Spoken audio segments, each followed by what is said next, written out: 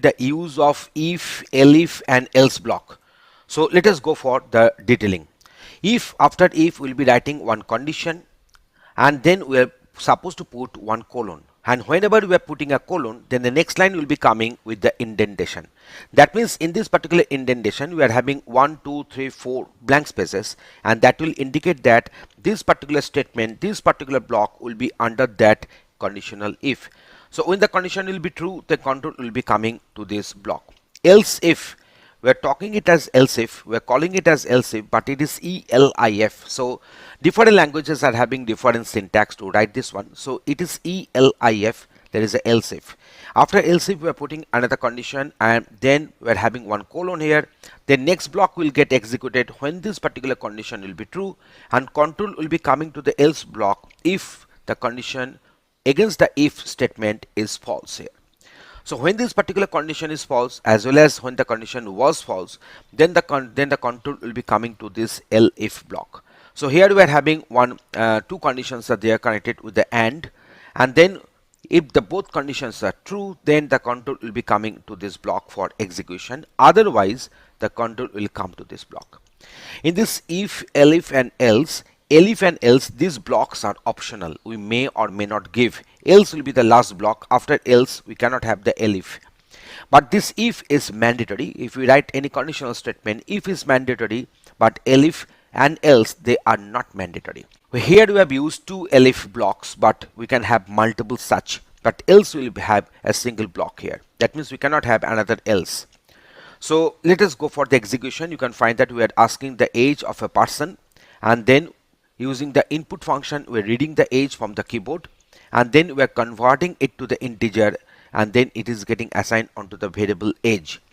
And then if age is less than 5, then this condition, this particular statement is going to get printed as the condition is becoming true. So let us go for the execution. You can find better. So I'm putting the age like 4 here. You see it is printing too young because 4 is less than 5. This condition is true, so control is coming down here, and rest part will remain unexecuted, unreachable. Next, if I go for the execution, if I put the value say 5 exactly, then kindergarten is getting printed. So kindergarten is getting printed because this line is getting the control. Now we shall put one age in between 5 to 17. So let us go for say 10 here. Say you see go to 5 grade, because 10 minus 5 is 5, so that 5 is getting printed. So control came in this block here. Now we are going for the next one. So if we put the age say 20 here, if you put the age say 20, then it is going for go to college. It is going for go to college. So in this way you are getting this idea that how these conditional statements are getting executed. So let us go for another example where you will be using the nested if. That means one if block within another outer if. In this program, we will input a number and check if the number is positive or negative or 0, and display an appropriate message. This time we will use the nested if. So at first we are asking the user to input a number, and the number will be converted to the float type, and then that will be assigned to the num. If num is greater than equal to 0, that means if the num is greater than equal to 0, then we are going for this operation. So when the number is greater than equal to 0, so we are coming down to this block, and here we are checking whether the number is 0 or not. If the number is 0, we are printing this message 0, otherwise we are printing the message negative number.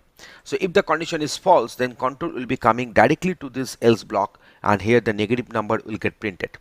Here you can find that this if else block is within this indentation of the outer one.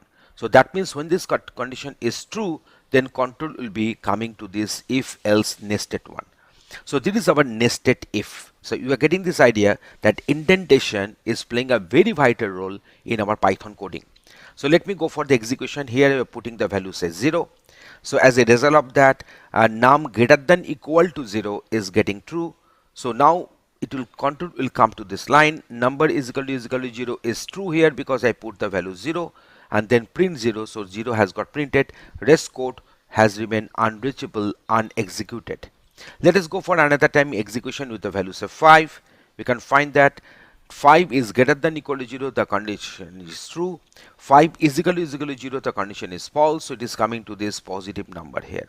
So that's why the positive number string has got printed. So now if I go for this minus 10, you can find that negative number is getting printed because minus 10 greater than equal to 0, the condition is false. So control will come directly to the else part and the negative number will get printed. So in this way, we have demonstrated that how to use the if, elif and else block and what is nested if and how to write that one with the proper indentation. Thanks for watching this video.